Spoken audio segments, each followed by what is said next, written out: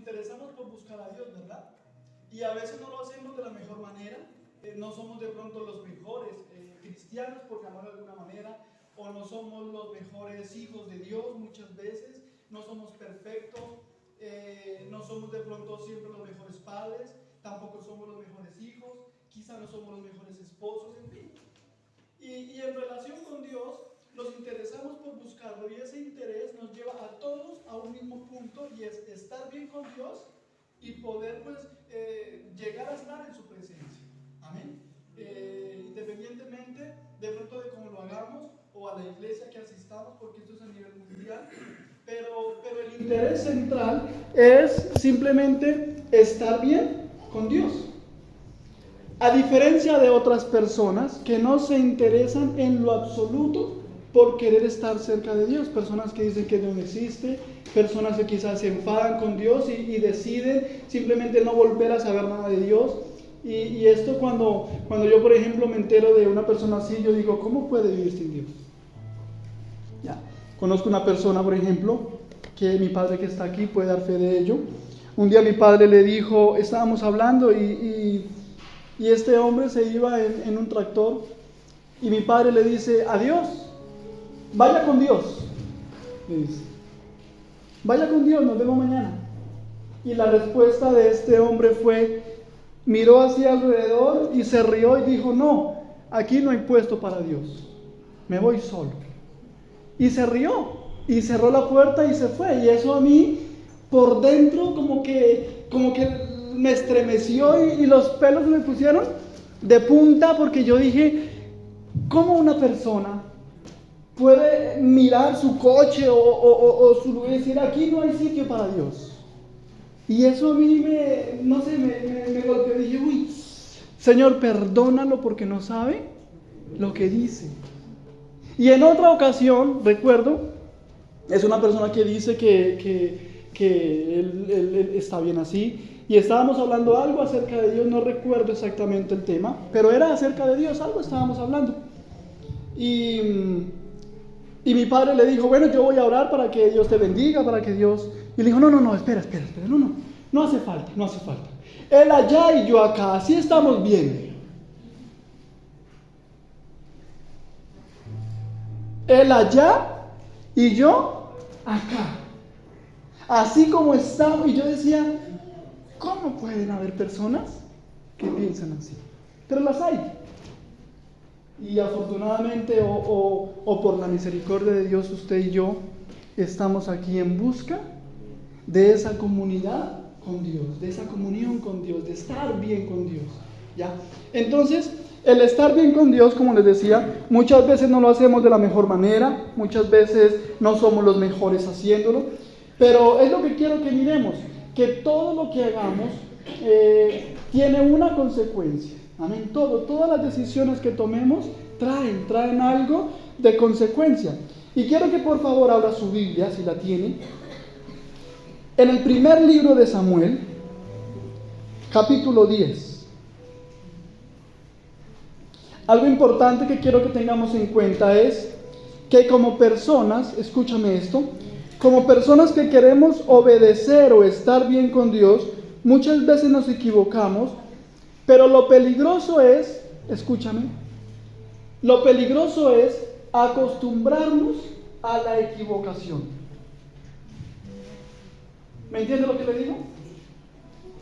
Queremos buscar a Dios y lo hacemos de muchas maneras, ¿ya? A veces nos podemos equivocar, algunas veces sabemos que estamos equivocados, otras veces actuamos equivocadamente y no lo sabemos, pero el mayor peligro es acostumbrarnos a la equivocación. Amén.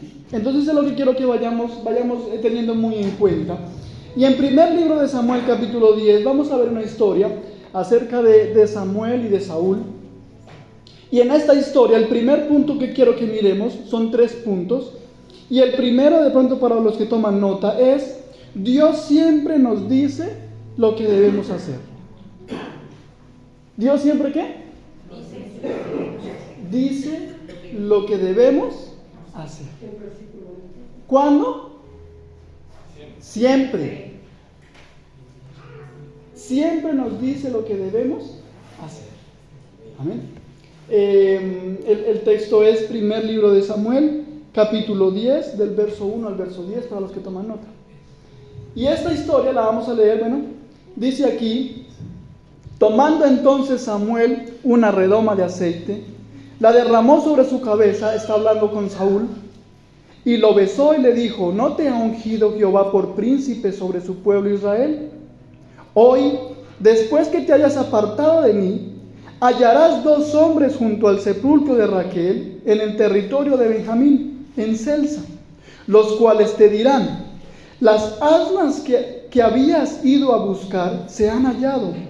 Tu padre ha dejado de inquietarse por las asnas y está afligido por vosotros, diciendo: ¿qué haré acerca de mi hijo? Y luego que de allí salgas más adelante y llegues a la encina de Tabor, te saldrán al encuentro 3 hombres que suben a Dios en Betel, llevando uno 3 cabritos, otro 3 tortas de pan, y el tercero una vasija de vino, los cuales luego que te hayan saludado, te darán 2 panes, los que tomarás de mano de ellos. Verso número 5. Después de ellos llegarás al collado. Mira las indicaciones que Dios le está dando a este hombre. Después de esto llegarás al collado de Dios, donde está la guarnición de los filisteos.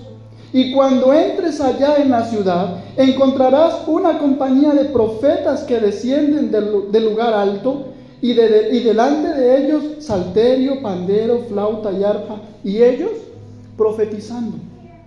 Entonces el Espíritu de Jehová vendrá sobre ti con poder, y profetizarás con ellos, y serás mudado en otro hombre. Y cuando te hayan sucedido estas señales, haz lo que te viniere a tu mano, porque Dios está contigo. Luego bajarás delante de mí a Gilgal. Esto quiero que lo tengamos muy en cuenta. El verso número 8. Dice: luego bajarás delante de mí a Gilgal. Entonces descenderé yo a ti para ofrecer holocaustos y sacrificar ofrendas de paz. Espera 7 días hasta que yo venga a ti y te enseñe lo que has de hacer. Aconteció luego que al volver la espada para apartarse de Samuel, le mudó su corazón y todas estas señales acontecieron en aquel día. Y cuando llegaron allá al collado, he aquí la compañía de los profetas que venían a encontrarse con él, y el Espíritu de Dios vino sobre él con poder y profetizó entre ellos. Dios le habla a Saúl a través de Samuel y le da unas indicaciones y una serie de cosas que van a suceder. Como todos sabemos, Dios no es hombre para mentir, y lo que Dios dice se cumple. Si Dios dice que te bendice, te bendice. Si Dios dice que te sana, te sana. Si Dios dice que te provee, te provee. Si Él te dice yo te sostengo, Él te sostiene. ¿Ya? Entonces, Dios siempre nos dice lo que debemos hacer. Y Él nos guarda de ciertas cosas. A veces de pronto le decimos: Señor, mira, quiero hacer esto, aparéjame. Cuando queremos estar en relación con Dios, entramos en una etapa en la cual todo se lo queremos consultar a Dios. No sé si les ha pasado. Ya. Una etapa en la que, Señor, queremos hacer esto y le presentamos los planes y los proyectos a Dios. Señor, mira esto, este trabajo, este viaje, esta decisión, este proyecto que queremos hacer. Aparéjanos todo. Como la oración de nuestro hermano Luis: Señor, ese viaje, si es tu voluntad, aparéjalo. Si no, no me importa perder dinero, que se cierre la puerta, si algo va a pasar. Y eso es presentarle a Dios. Con mi esposa solemos mucho hacer esto, presentarle nuestros planes a Dios, porque hemos aprendido y que Dios contesta a nuestras oraciones. De hecho, dice la palabra en Jeremías, dice: clama a mí y yo, dice el Señor, clama a mí y yo te responderé y te enseñaré cosas grandes y ocultas que tú no conoces. Entonces, cuando le clamamos a Dios por algo, cuando tenemos un proyecto, no sabemos cómo va a ser el fin de ese proyecto. Cuando tenemos un sueño, una meta, le decimos: Señor, aparéjanos todo, porque no sabemos qué podemos encontrarnos. Pero dice el Señor: si clamas a mí, yo te responderé y te enseñaré lo oculto. O sea, te puedo guiar ¿Qué va a pasar si te conviene o no te conviene? Recuerdo que con mi esposa le presentamos a Dios un proyecto hace varios años. Un proyecto de una empresa y invertíamos muchísimo dinero. Nos metíamos en una deuda con un banco y era una deuda para pagarla por lo menos en unos 15 años. Era mucho dinero. Y empezamos y las cosas se iban dando. Y cuando las cosas se dan, uno entiende que es la voluntad de Dios. Porque eso es lo que uno ora. Señor, si es tu voluntad, aparéjanos todo. Señor, que todo salga bien. Y las cosas empezaron a darse. Así que nosotros muy contentos porque era como un sueño cumplido.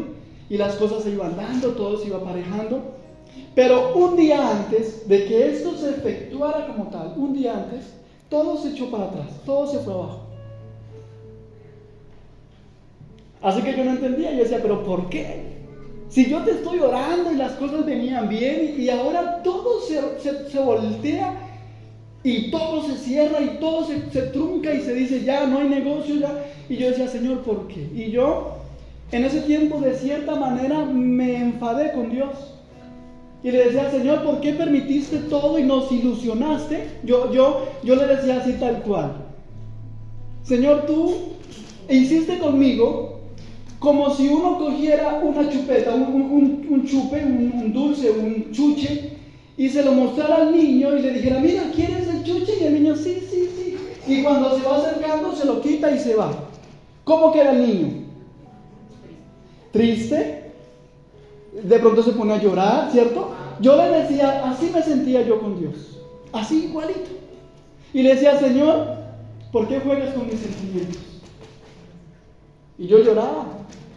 Y le decía a Dios, tú jugaste con mis sentimientos. Yo estaba despechado con Dios. Me has roto el corazón, Señor, le decía yo. Y puedes reírte, pero eso cuando lo vives, se siente. Así que yo no entendía en ese momento y yo peleaba con Dios y le discutía, Señor, ¿por qué? Y una semana después nos enteramos que si ese negocio se hubiese dado, todo se hubiera ido a pique de la misma forma, pero hubiéramos quedado con toda la deuda. Hubiéramos perdido en pesos en Colombia por lo menos 150 millones de un día para otro. Y al quedar sin nada y quedar con una deuda, ¿cómo cree que hubiéramos quedado? Yo creo que si eso hubiera sucedido, mi oración hubiera sido, Señor, ¿por qué lo permitiste? Si tú sabías que eso iba a pasar, ¿por qué aparejaste todo? Entonces lo que Dios me enseñó es que si Él cierra una puerta, no es para que peleemos o para que le digamos, tú juegas con mis sentimientos, sino para que le digamos, Señor, es porque algo tú tienes, es porque de algo me estás guardando, Señor. Si esa puerta se cerró, algo pasa. Y nosotros nos acostumbramos a siempre presentarle las cosas a Dios, porque Dios siempre nos dice qué debemos hacer. Y si tú le presentas tus planes, tus sueños, tus metas, tus proyectos a Dios, créeme, mi hermano, que el Señor o te apareja o te cierra puertas, pero siempre te dice qué tienes que hacer. Y aquí a Saúl, Dios le dice, tú vas a hacer esto, te vas a encontrar con los profetas, se va a cumplir esto, te voy a aparejar esto. Cuando seas mudado en un nuevo hombre, vas a hacer lo que venga a tu mano porque yo te voy a respaldar. Y Dios nos dice que nos va a bendecir y que vamos a estar bien. Y empezamos a hacer ciertas cosas y a tomar, diga conmigo, ciertas decisiones. Diga conmigo, ciertas decisiones que traen ciertas consecuencias. Así que el Señor, como nos guía en todo, Él nos guía en todo. Mi consejo es, mi hermano, todo, preséntaselo a Dios. Todo, mi hermano. Mira que no es difícil, hablar con Dios no es complicado. Para presentarle algo a Dios, simplemente es disponerte un momentico de tu tiempo y decirle, Señor, mira, pasa esto.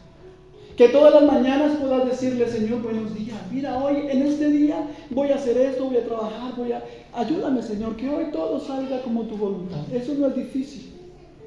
A veces pensamos que las oraciones son tan complicadas. Hay personas que dicen, yo no sé orar. Y yo digo, pero es que orar es tan fácil. Es hablar con Dios. No tienes que saberte la Biblia de memoria, no tienes que ser el mejor predicador, no tienes que ser un pastor. No. Simplemente con el hecho de ser el hijo de Dios, puedes hablar con tu Dios, con tu Padre. Y yo creo que todos aquí somos hijos de Dios. Y así no sepas orar, créeme que Dios entiende tu oración.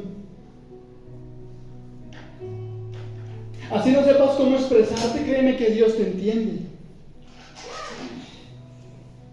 Hay una historia en la Biblia acerca de Josué. Y dice que el pueblo estaba peleando.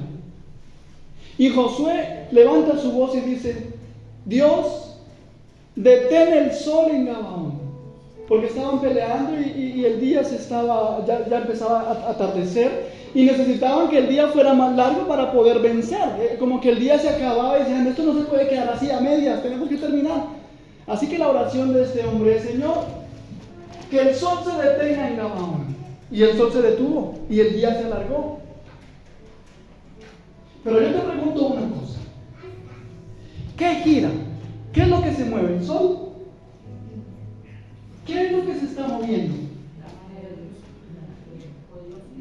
¿Qué es lo que se mueve? La tierra. La tierra, eso, sin miedo, que yo no les voy a pegar. Nosotros vemos que el sol sale aquí y se pone aquí y decimos: ay, el sol se movió. Y la oración de ese hombre en su ignorancia fue: Señor, que el sol se detenga ahí, que no anochezca, páralo ahí.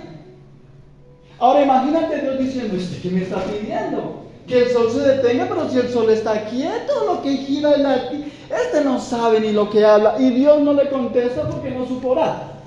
Pues no. Era una desfachatez lo que estaba pidiendo, porque era algo imposible. O sea, era algo que no se podía porque el sol estaba quieto. Pero Dios hizo que la tierra se detuviera, yo qué sé, y el sol ahí se quedó, ahí. A lo que quiero ir es que mira cómo es Dios con sus hijos. Mi niño Brayitan, yo recuerdo cuando tenía 1 añito por ahí, él era muy hablador, pero no se le entendía absolutamente nada. Ese llegaba y nosotros con mi esposa le entendíamos. Y si nos estaba pidiendo algo: sí, toma. Y los que estaban de pronto: ¿qué es lo que dice? Y nosotros: no, que quiere el vive. Y no se enteraban. O que quiere el chuche, o que quiere el balón, o que quiere el carrito. Y nosotros le entendíamos. ¿Sabes por qué le entendíamos? Porque aparte de ser sus padres, escúchame, aparte de ser sus padres, teníamos una comunión en todo tiempo con Él. Y esa cercanía, esa relación con nuestro pequeño, nos enseñó y nos fue guiando a conocerlo y a entenderlo. Los que no tenían comunión cercana, así fueran sus tíos, sus primos, sus abuelos, el que no tenía una relación cercana con él, no le conocía y no podía entender lo que este niño decía. ¿A qué quiero ir con esto? Que si tú quieres que Dios te entienda, las oraciones de chavetadas que a veces le hacemos, tienes que tener una relación cercana con tu Padre, para que Él te pueda entender. Porque de otra manera va a decir: ¿qué es lo que dice? Y le preguntará a los ángeles: ¿tú le entiendes qué es lo que te está pidiendo? No. Porque no hay una relación cercana con Dios. La mejor forma para que Dios te escuche tu oración no es decir la Biblia de memoria. No es meterte 50, 60, 70 días en ayuno. Es tener una relación cercana con tu Dios. Esa es la clave. Y el Señor va a entender hasta tus más pequeños pensamientos. Y yo recuerdo que en ese tiempo le entendíamos a nuestro niño. Y yo decía: oiga, sí, las otras personas no entienden, pero nosotros sí. Y se da una cuenta de eso. Y nosotros siempre le consultamos todo a Dios. Y a veces no sabe uno orar, pero el Señor lo entiende. ¿Ya? A veces dice uno: Señor, ayúdame con esto. Y el Señor dirá: oye, este es lo que está pidiendo, pero bueno, aquí te aparejo todo. Porque nos entiende como sus pequeños. Dice que somos la niña de sus ojos.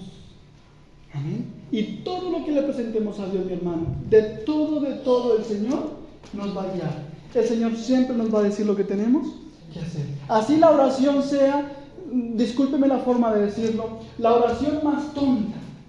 Así la petición sea la petición más absurda. Yo recuerdo que en una ocasión le oraba a Dios y mi oración yo decía, pero yo cómo le voy a pedir esto a Dios si es que lo que yo estoy viendo es como tan insignificante a diferencia de todo lo que Dios puede hacer, y era acerca de mi novia. Cuando estábamos empezando con mi esposa, yo recuerdo que yo le decía, Señor, mira, Dios mío, ayúdame. Yo duré mucho tiempo pidiéndole a mis suegros que nos dejaran ser novios, y nos decían que no, y seguíamos ahí. Bueno, sigamos intentándolo, esperemos. ¿Cuánto tiempo esperábamos? Y esperábamos un mes, y al mes le volvíamos a decir y que no, y esperábamos otro mes, 2 meses y que no.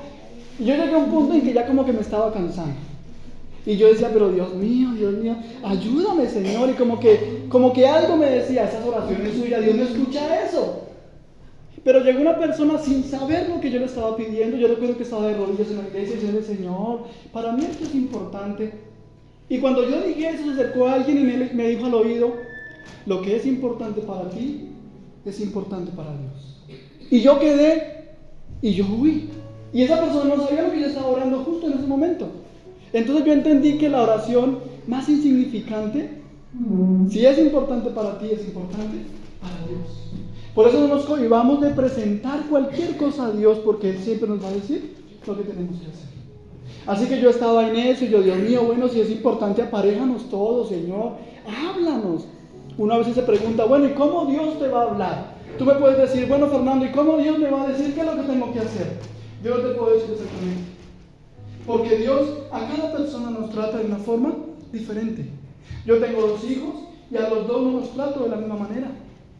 Porque de pronto uno es más sensible, el otro es más fuerte, el otro más ya. Y todos tenemos un trato diferente. Entonces yo no te puedo decir cómo Dios te va a responder, pero lo que te digo es que Dios te responde porque te responde. Y en ese tiempo yo le decía, Señor, dime si sí vale la pena esperar o no, o ya me desenamoro de Viviana y entonces me busco otra, muéstrame cuál es la que tienes para mí. ¿Qué hago? ¿Sigo esperando? Y en esos días iba en un autobús, en un colectivo, allí en Colombia. Y yo estaba ahí orándole, Señor, Dios mío, pues yo joven, enamorado, quería tener mi novia, y esa era mi preocupación. Ojalá todas las preocupaciones fueran así, ¿no? Hoy en día uno dice, quisiera ser niño nuevamente, porque las preocupaciones de un niño son insignificantes, pero para ellos son muy importante. Entonces yo estaba allí, Dios mío, esto me angustia, esto me agobia, Dios mío, ¿vale la pena esperar o no? Y recuerdo que en la emisora que tenían en el coche, tenían una frase en esa emisora, y justo en ese momento salió la frase, y esa frase respondió mi oración. Mira, Dios puede usar cualquier cosa para responderte. Y yo le estaba diciendo, Señor, ¿vale la pena o no esperar? ¿Qué hago? Dime qué hago. Si es importante como lo es para mí, dime, respóndeme, pero háblame. Yo como que le decía, Dios, despabilate y dime algo. Y salió la propaganda que decía, era una emisora de música romántica, y salió, amor estéreo, vale la pena esperar. Esa era la frase de la emisora. Y justo me salió yo, ¿vale la pena esperar o no, Señor? Amor, vale la pena esperar. Yo, ¿ay? ¿Será que me estoy volviendo loco o qué pasa? Pero Dios me sorprende muchas veces de cómo me habla. ¿A qué quiero ir con esto? Que Dios te puede hablar de la forma que uno ni se espera. Dios puede usar a la persona que tú menos te imaginas. Dios puede usar el medio que tú menos esperas.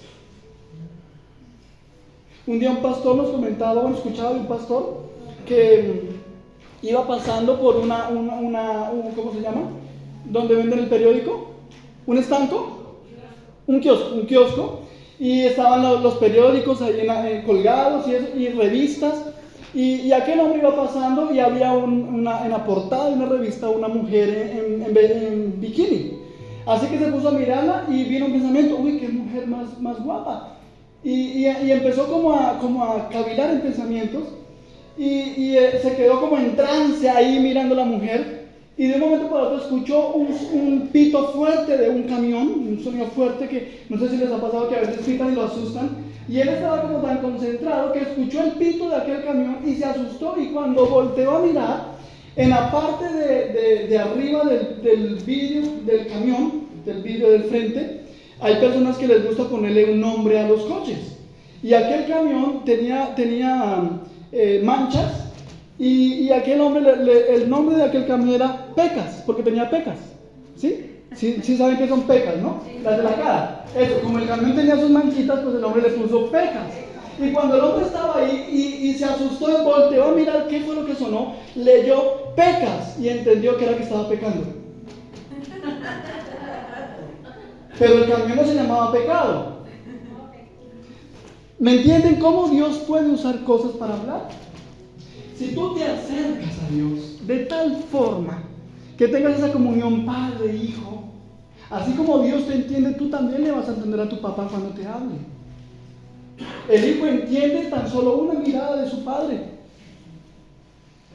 El padre le hace una mirada y el hijo ya sabe, ay, se enfadó. Y los demás ni cuenta se dan. ¿Por qué? Porque hay una relación, porque hay una cercanía y con una sola mirada. Si tú quieres saber cómo Dios te puede guiar, acércate a Dios. Amén. Para que no entremos en este error que vamos a ver, en el cual cayó Saúl. Así que Dios aquí le dice a Saúl, bueno, vas a hacer esto. Samuel le dice, cuando llegues a Gilgal, vas a descender, me vas a esperar allí, y Dios te va a decir lo que tienes que hacer. Vamos a pasar al capítulo 13 del primer libro de Samuel. Hay una hojita adelante. Y este es el segundo punto que quiero que miremos. Lo primero es que Dios siempre nos dice lo que debemos hacer. Y lo segundo es, lo hago a mi manera, que es mejor. A mi manera es mejor, que es lo que muchas veces pensamos. Primer libro de Samuel, capítulo 13. Mira lo que dice. Había ya reinado Saúl 1 año, y cuando hubo reinado 2 años sobre Israel, escogió luego a 3,000 hombres de Israel, de los cuales estaban con Saúl 2,000 en Migmas y en el monte de Betel, y 1,000 estaban con Jonatán en Gabal de Benjamín, y envió al resto del pueblo cada uno a sus tiendas. Y Jonatán atacó a la guarnición de los filisteos que había en el collado, y lo oyeron los filisteos. E hizo Saúl tocar trompeta por todo el país, diciendo, oigan los hebreos. Y todo Israel oyó que se decía, Saúl ha atacado la guarnición de los filisteos. Y también en Israel se había hecho abominable a los filisteos. Y se juntó el pueblo en pos de Saúl en Gilgal. Entonces los filisteos se juntaron para pelear contra Israel, 30,000 carros, 6,000 hombres de a caballo, el pueblo numeroso como la arena que está a la orilla del mar. Y subieron al campamento en Migmas, al oriente de Bet-Tabel. Cuando los hombres de Israel vieron que estaban en estrecho, porque el pueblo estaba en aprieto, se escondieron en cuevas, en fosos, en peñascos, en rocas y en cisternas. Verso número 7. Y en algunos de los hebreos pasaron el Jordán a la tierra de Gad y de Galaad, pero Saúl permanecía aún en Gilgal, y todo el pueblo iba tras él temblando. Y él esperó 7 días conforme al plazo de Samuel. ¿Recuerdan lo que Samuel le había dicho? Vas a descender a Gilgal y me vas a esperar allí 7 días, y yo te diré lo que vas a hacer. Entonces dice, él esperó 7 días conforme al plazo que Samuel le había dicho, pero Samuel no venía a Gilgal.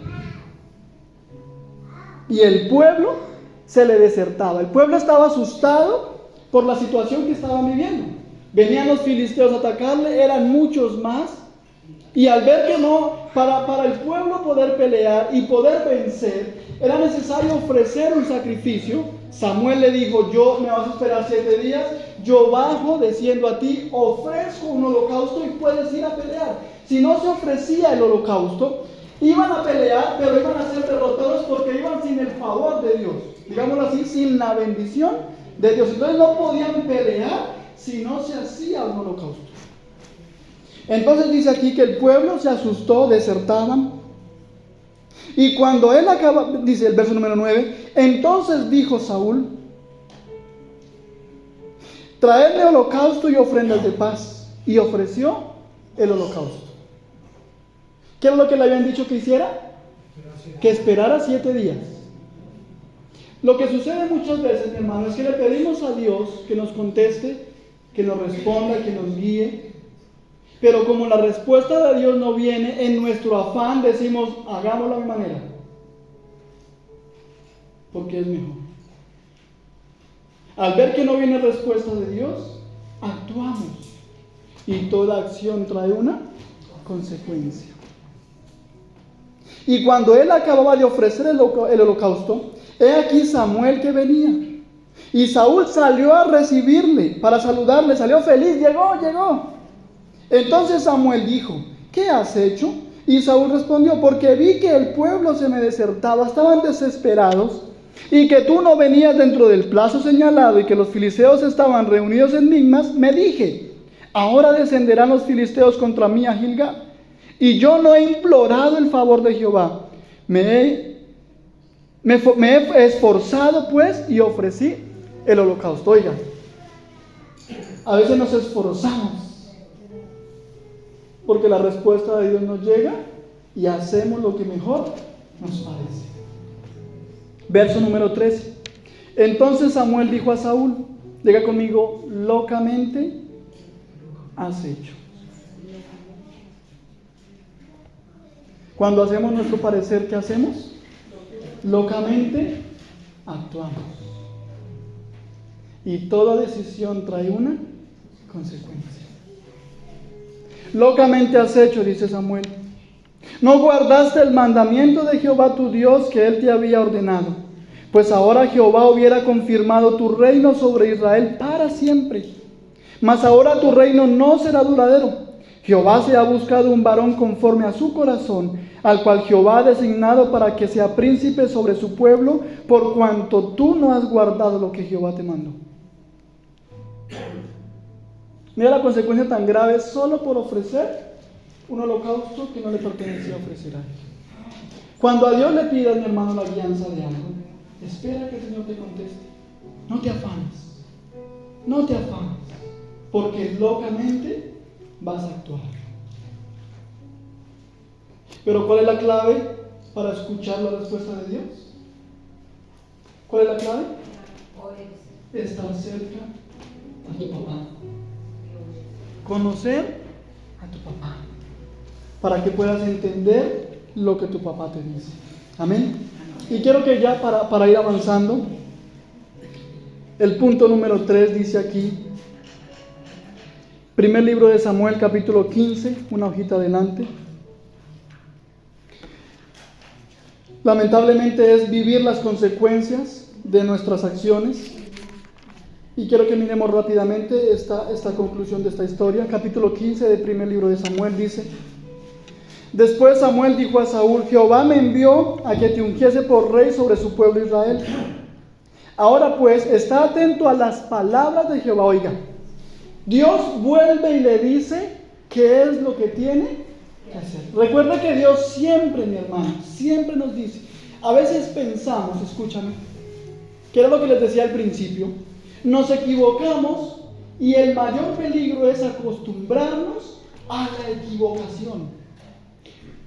Saúl se equivoca una vez porque hace lo que bien le parece, y como aparentemente no sucedió nada porque él siguió reinando, se acostumbró a esa equivocación, a seguir haciendo lo que bien le parecía. Dice aquí: Después Samuel dijo a Saúl: Jehová me envió a que te ungiese por rey sobre su pueblo Israel. Ahora pues, está atento a las palabras de Jehová. Así ha dicho Jehová de los ejércitos: Yo castigaré lo que hizo Amalek a Israel al oponerse en el camino cuando subía de Egipto. Ve pues y hiere a Amalek. Oiga la orden de Jehová. Y destruye todo lo que tiene. Amalek era el rey. Le dice: vas a herirlo. Lo vas a destruir. Y le vas a destruir todo lo que tiene. Y no te apiadas de él. Mata a hombres, oiga, mujeres, niños y aún los de pecho, vacas, ovejas, camellos y asnos. Acabe con todo. Saúl pues convocó al pueblo y le pasó revista en Telaín 200,000 de a pie y 10,000 hombres de Judá. Y viniendo Saúl a la ciudad de Amalec, puso emboscada en el valle y dijo Saúl a los cananeos: idos, apartaos y salid de entre los de Amalec, para que no os destruya juntamente con ellos, porque vosotros mostráis misericordia a todos los hijos de Israel, cuando subían de Egipto, y se apartaron los cananeos de entre los hijos de Amalec. Y Saúl derrotó a los amalecitas. Oiga, empezó la guerra. Desde Ávila hasta llegar a Seur, que está al oriente de Egipto. Y tomó vivo a Agar, al rey de Amalec. Pero a todo el pueblo mató a filo de espada. Peleó con todo el pueblo, los destruyó. Pero al rey Agar lo dejó y le dijo: date aquí, tú aquí quietico. Y Saúl y todo el pueblo perdonó a Agar y a lo mejor de las ovejas, oiga, y del ganado, y los animales engordados, de los carneros y de todo lo bueno. Y no lo quisieron destruir, mas todo lo que era vil y despreciable, destruyeron. Pero mira la desfachatez de lo que sigue. Y vino palabra de Jehová a Samuel diciendo: me pesa haber puesto por rey a Saúl, porque se ha vuelto en pos de mí y no ha cumplido mis palabras. Y se pesadumbró Samuel y clamó a Jehová toda aquella noche. Madrugó luego Samuel para ir a encontrar a Saúl por la mañana, y fue dado aviso a Samuel diciendo: Saúl ha venido a Carmel, y aquí se levantó un monumento y dio la vuelta y pasó delante y descendió a Gilgal. Vino pues Samuel a Saúl, y Saúl dijo: bendito seas tú de Jehová. Yo he cumplido, oiga, yo he cumplido la palabra de Jehová. ¿Qué le había dicho Jehová? Que acabara con todos, hasta con los bebecitos, perros, gatos, vacas, ovejas, todo. He cumplido con la palabra de Jehová. Samuel entonces dijo: pues qué balido de ovejas y bramido de vacas es este que oyen mis oídos. Y Saúl respondió: de Amalec. Oiga, ¿cómo así? ¿Luego no era que los acabara? ¿Que matara todo? De Amalec los he traído, oiga, porque el pueblo perdonó lo mejor de las ovejas y de las vacas. ¿Quién? El pueblo. ¿Pero quién daba la orden? Saúl. Saúl les dijo: espera, el rey, déjenmelo aquí, no lo maten. Y las vaquitas y esto, déjenlo, las vaquitas más gorditas, déjenmelo aquí. Esa vaquita feíta, flaquita, pequeñita, esa no sirve para nada, solo hueso, la gordita, déjenmela. Oiga, empezó como a ver lo que mejor le parecía. Ahora culpa al pueblo, el pueblo perdonó. Entonces dijo Samuel a Saúl: déjame declararte lo que Jehová me ha dicho esta noche. Y él le respondió: di. Y dijo Samuel: aunque eras pequeño en tus propios ojos y no has sido hecho jefe de las... Perdón, ¿yo dónde estoy? Sí, voy bien, ¿no? 17. Y dijo Samuel: aunque eras pequeño en tus propios ojos, no has sido hecho jefe de las tribus de Israel, y Jehová te ha ungido por rey sobre todo Israel. Y Jehová te envió en misión y dijo: ve, destruye a los pecadores de Amalec y hazles guerra hasta que los acabes. ¿Por qué pues no has oído la voz de Jehová? Sino que vuelto el botín has hecho lo malo ante los ojos de Jehová. Y Saúl respondió a Samuel: antes bien he obedecido la voz de Jehová. Oiga, yo no estoy equivocado, yo hice lo que me mandaron y fui a la misión que Jehová me envió, y he traído a Agar, rey de Amalec, y lo he destruido todo. O sea, Saúl le dice: espera, es que yo dejé las vaquitas, pero no son para mí, eran para ofrecerlas a Jehová. Ya volteó la arepa.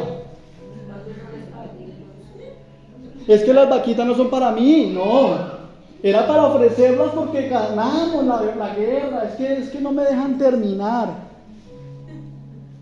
¿No te ha pasado que a veces quieres acomodar las cosas? Señor, yo no hice mal.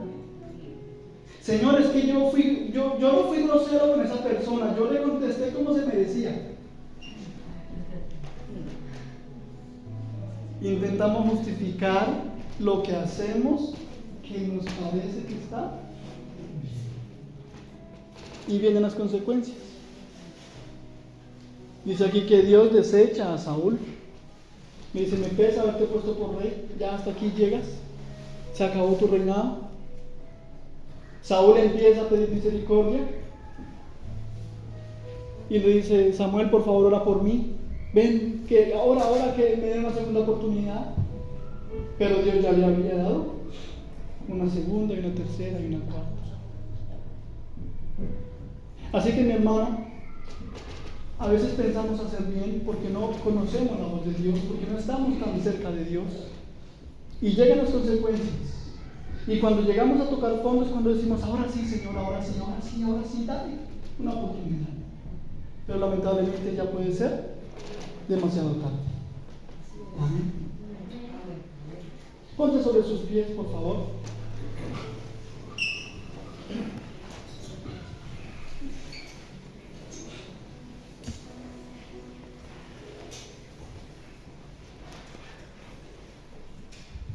Y como le decía, el consejo de tomar buenas decisiones, de ser guiado por Dios, de aprender a escuchar a Dios, mi hermano, es estar muy cerca de Dios. Esa es la clave. No tienes que, como te decía, saberte la Biblia de memoria, que es bueno leer la Biblia, escudriñarla, memorizar pasajes. Pero para que tu oración sea entendida por Dios, lo único que tienes que hacer es ser ese pequeñito de Dios. Estar bajo la protección, bajo la cobertura de ese papá. Dice él, si vosotros, padres, siendo malos, en su humanidad son malos, en nuestra humanidad somos malos como padres, y dan buenas dádivas a vuestros hijos, nosotros, si un hijo nos pide algo, nos esmeramos por dárselo. Y queremos que esté bien, que tenga lo mejor, que pueda tener proyectos, que sea una persona que pueda salir adelante, y nos esmeramos. Y Dios nos dice, si ustedes siendo malos, se esfuerzan, dan buenas cosas a sus hijos, se preocupan por ellos, ¿cuánto más yo que soy vuestro Padre Celestial? Pero es que muchas veces no estamos como hijos. Nos vamos de casa, pero queremos seguir con los mismos privilegios. Nos vamos de la casa, pero queremos que mamá nos siga cocinando. Nos vamos de casa, pero queremos que nos sigan dando el dinerito que nos daban mensual. Nos vamos de la casa porque queremos ser independientes y no nos gusta lo que nos digan, pero queremos que nos siga lavando la ropita.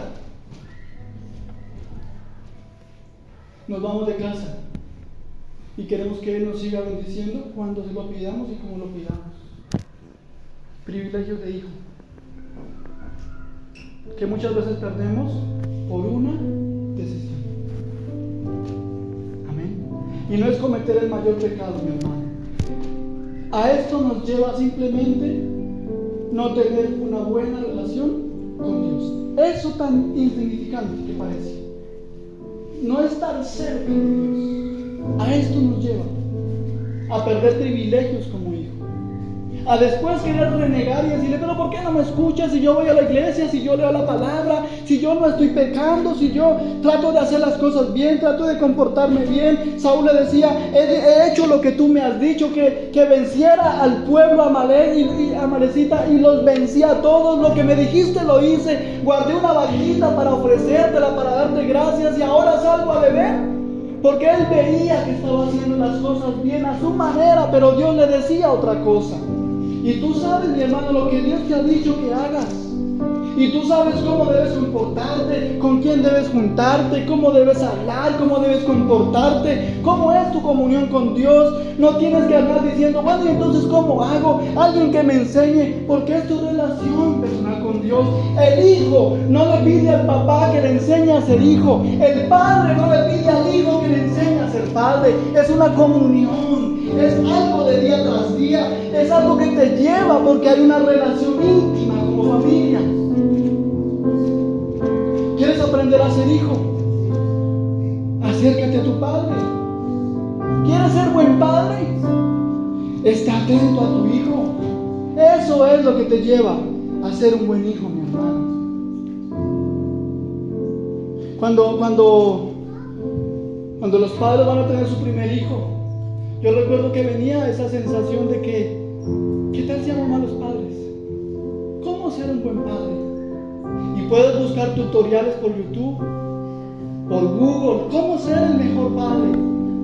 Y puedes encontrar muchas cosas, puedes comprar libros, puedes pedirle consejo a la persona que más hijos tenga. Vamos a buscar, a ver, mi amor, ¿a quién le decimos? ¿Al pastor? No, el pastor solo tiene 2 y están pequeñitos, todavía no han aprendido. No, busquemos a quién, a aquel abuelito que tuvo 15 hijos y ya todos están grandes y casados y son empresarios. Vamos a preguntarle a él cómo ser buen padre.